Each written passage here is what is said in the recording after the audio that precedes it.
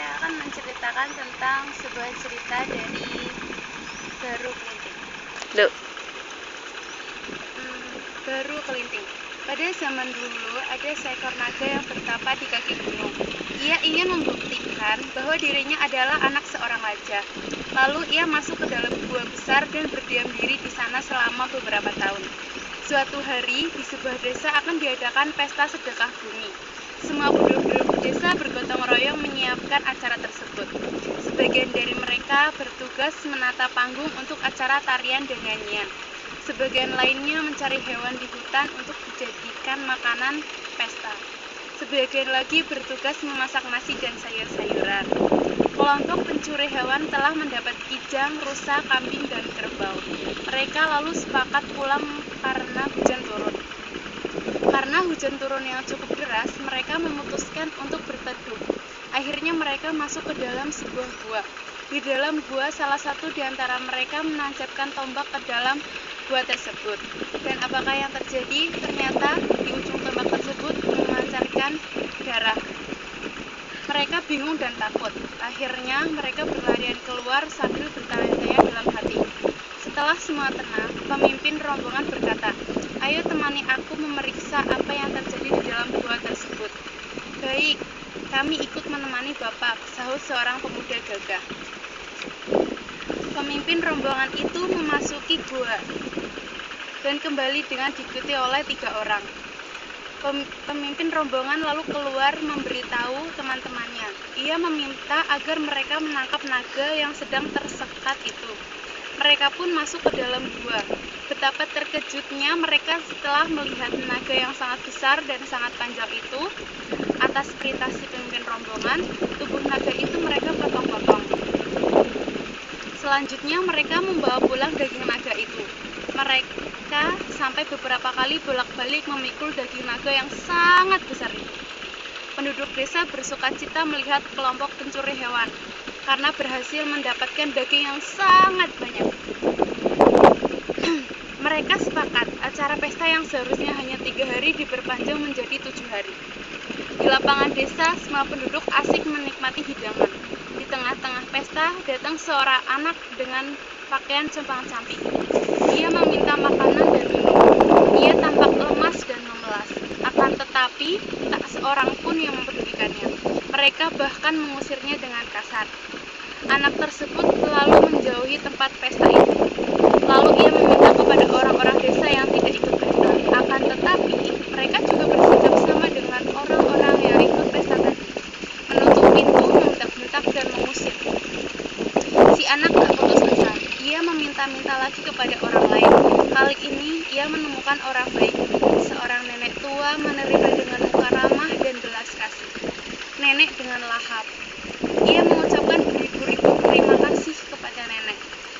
Si anak kecil makan nenek. Sebelum pergi, ia meminta kepada nenek agar menyiapkan lesung dan centong untuk disiapkannya jika terjadi apapun di desa itu. Selanjutnya, si anak datang lagi di lapangan desa. Kali ini, ia akan menantang orang-orang yang masih larut dalam pesta tersebut. 7 warga menantang mereka untuk mencabut lidi yang ditatapkan oleh anak. Mendengar tantangan itu, semua orang marah besar. Seseorang langsung mendatangi lidi yang tertancap di lapangan. Akan tetapi, meskipun sudah mengerahkan semua tenaganya, ia tetap tidak mampu mencabut. Ia lalu meminta bantuan kepada orang lain. Lidi tetap tidak bisa dicabut. Akhirnya, semua orang beramai-ramai berusaha mencabut. Lidi pun tetap tak tergoyahkan. Mereka lalu menyerah dan meminta supaya si anak mencabut lidi. Si anak dengan mudahnya mencabut lidi itu. Tiba-tiba, air menyembur dari lidi itu dengan lidi tersebut. Makin lama, semburan makin besar. Bahkan air mengubah lubang kecil bekas tancapan lidi menjadi lubang yang sangat besar dan terus-terusan mengeluarkan air yang masih deras. Akibatnya, desa itu tergenang sehingga air masuk ke bawah.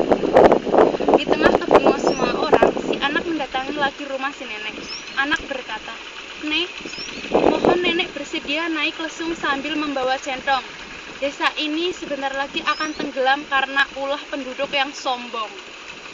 Tuhan akan menghukum penduduk desa ini dan kita harus mengungsi, Nek. Akan tetapi, mengapa harus naik lesung sambil membawa centong, Nak? Jawab nenek. Lesung akan kita pakai sebagai perahu, sedangkan centong sebagai kayu, jawab anak itu. Air terus meninggi. Rumah penduduk sedikit demi sedikit terendam air.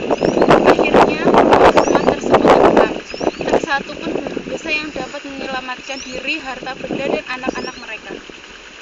Hanya si nenek dan si anak tersebut yang dapat menyelamatkan diri dengan menaik lesung. Si anak dan si nenek mencari daratan dengan perahu lesungnya. Dalam pelayaran, nenek bertanya, "Nak, sebenarnya kamu ini siapa?" Nenek bertanya, "Nama saya Baru Kelinting, Nek. Sebenarnya, saya adalah anak seorang raja. Akan tetapi, ayah saya tidak mengakui karena saya terlahir menjadi seekor naga.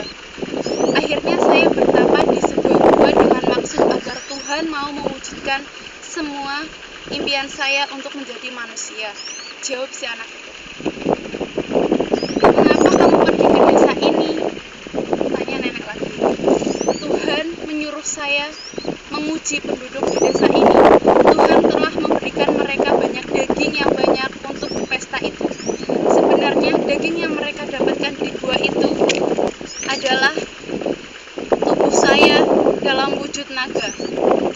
Ketika tubuh saya dicincang, Tuhan telah mengabulkan permohonan saya, yaitu mengubah saya menjadi bentuk manusia. Penduduk di desa ini benar-benar kikir dan sombong. Akhirnya Tuhan menghukum mereka. Tuhan hanya sayang kepada nenek, karena nenek tetap berjiwa kasih sayang kepada saya," jawab Baru Kelinting memberi penjelasan. Desa yang tenggelam tersebut akhirnya berubah menjadi sebuah danau. Masyarakat menamainya dengan sebutan Rawa Pening. Rawa yang artinya danau, sedangkan Pening artinya airnya yang tampak benih dan jernih. Saat ini Rawa Pening masih ada. Danau raksasa tersebut terletak di Desa Ambarawa, Kabupaten Semarang, Jawa Tengah. Orang yang berpergian ke Semarang dan Yogyakarta atau sebaliknya akan dapat melihat Danau Rawa Pening tersebut.